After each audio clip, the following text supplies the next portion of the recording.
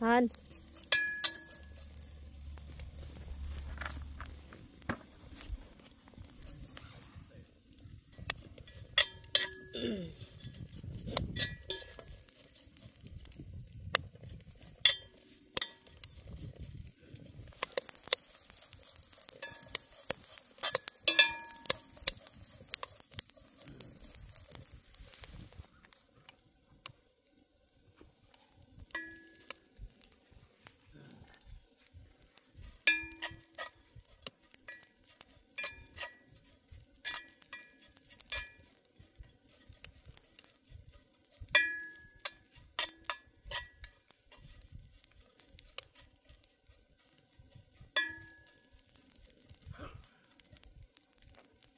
Amoy bulad, amoy daing dito ani guys. Lunes po ngayon, so ang mga kapitbahay is nagtatrabaho.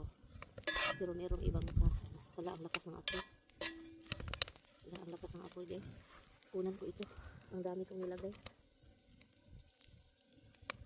Paano ba to? Ang dami kong nilagay. Napapagod na guys. Napagod na siya. Masarap ito kapag sobrang luto. Wala, ang init. Wala pala akong ano. Wala, ang daming kayo. Ang daming apoy.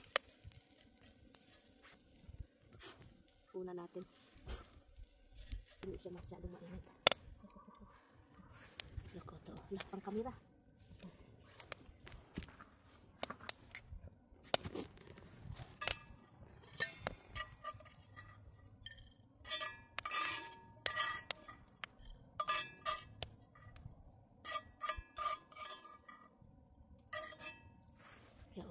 Kaming apoy pa rin, so kunin ko siya, ihiwalay natin. Yan. Maganda pala siya gamitin guys, so maganda siyang gamitin, hindi siya yung hindi siya yung katulad sa konting lang siya, konting kahoy lang, okay na siya.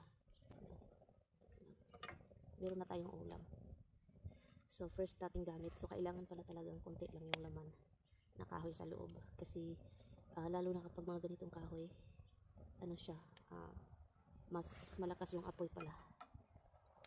Magandang kahoy kasi gamit natin. So ito po yung ating ulam. So tara, pasok tayo guys. So ang napakaganda nito is hindi talaga siya mahuhulog yung apoy, kasi meron siyang catcher dyan, so hindi siya mahulog, hindi masusunog yung ating mga damo, kasi nandun siya na nagka-catch yung niya. So yun lang yung ko. Ganda pala niya. So bago natin siya iwan, kailangan natin siyang mamatay mo na siya. Diba? Kunting kahoy pwede na pala. Yan yung ating ulam. Sarap.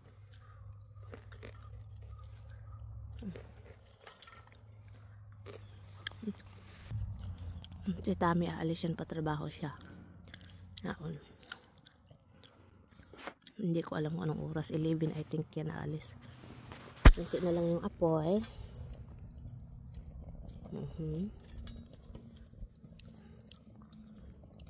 Thank you fish for you. It's good. Enjoy. I cook it for you.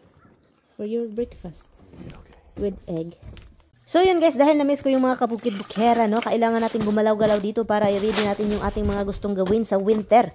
Winter naman guys, yung mag-snow na talaga, hindi na ako mahihirapan paskalisod. So kailangan nating gawin na natin, pero hindi lahat kasi nakakapagod kung bubughain ko ito lahat, no. So tara, tingnan nyo ako guys, or narasan nyo yan. Basta kayo mag-ASMR tayo, yung mga noise lang, yung mga ririnig ninyo is yung mga pinagagawa ko dito sa buhay, no. Ganito na talaga yung buhay ni Inday Mirian, pero talagang ang sarap kapag ganito, kahit ang tingin sa iba is talagang boring, or hindi siya yung parang pang-Amerika na gawa ng Pilipina, kasi ang iba talaga is social. Pero ito yung nagpapasaya sa akin kasi, bukid life, no. Yung parang kahit sobrang ginaw, nagkurug-kurug na ating mga kagiti-gitian dito, no, yun pa rin, bukid pa rin, tad-tad sa kahoy para isugba sa ating mga plano sa susunod na mga araw.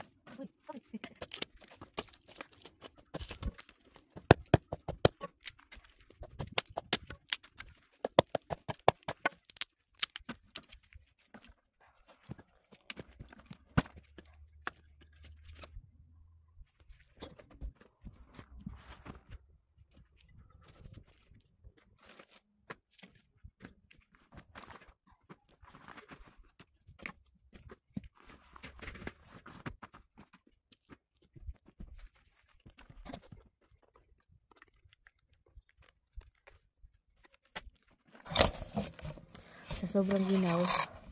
Sa sobrang ginaw yung tubig. Nag-ice na. Tignan nyo. So yun guys, yung tubig dito sa ating dito, naging ice siya, oh. Pero tignan niya, oh, ang ganda, oh. Ang ganda ng pagka-ice, uy. Look, oh. Wow. Oh.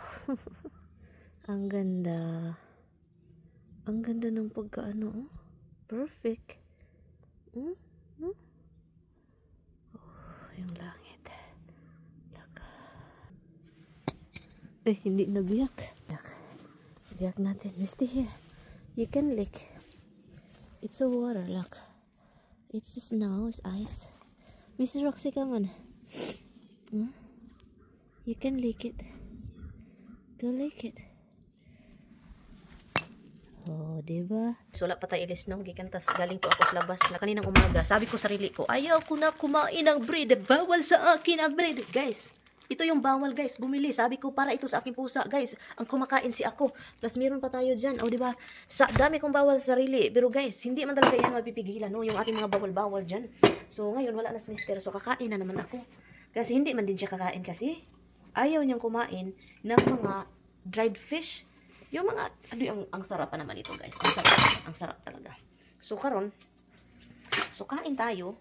Kasi nga, meron tayong ito yung ating niluto doon sa labas. So, nagkurog naman ako kasi kapag bread yung kakainin ko sa umaga talaga, may problema talaga ang aking katawan. Pero guys, dahil si Mary Alice may pagka-anik, gustong-gustong kumain ng bread, kahit alam na natin yung katawan natin is magkurog-kurog ilang oras mamaya. So, magbilisan ko kakain ng rice. So, sana hindi naman ako, kasi yung sugar ko guys, mag-low siya ba kapag talagang, yung, ang tawag nito, kapag magutom.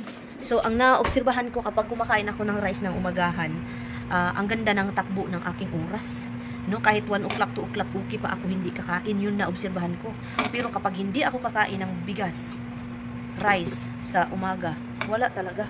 Hindi talaga ako pwede niyan.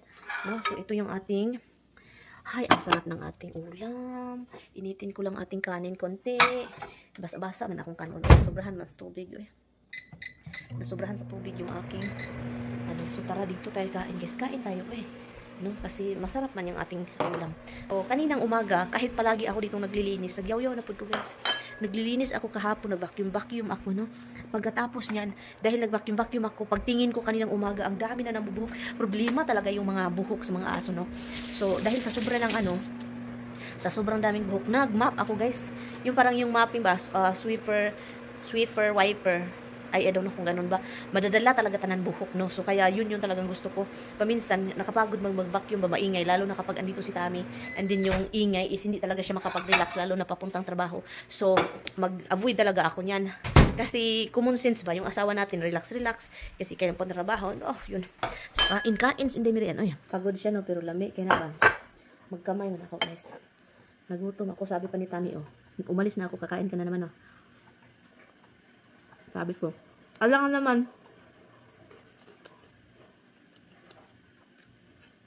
Sarap. Sarap.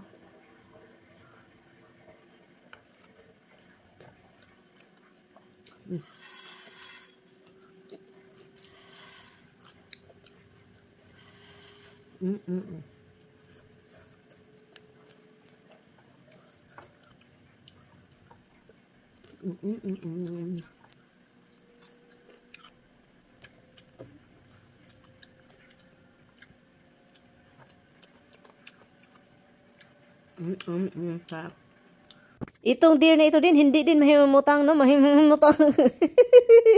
Ay, itong voice over ka para ginugukod ka ng maraming kabayo.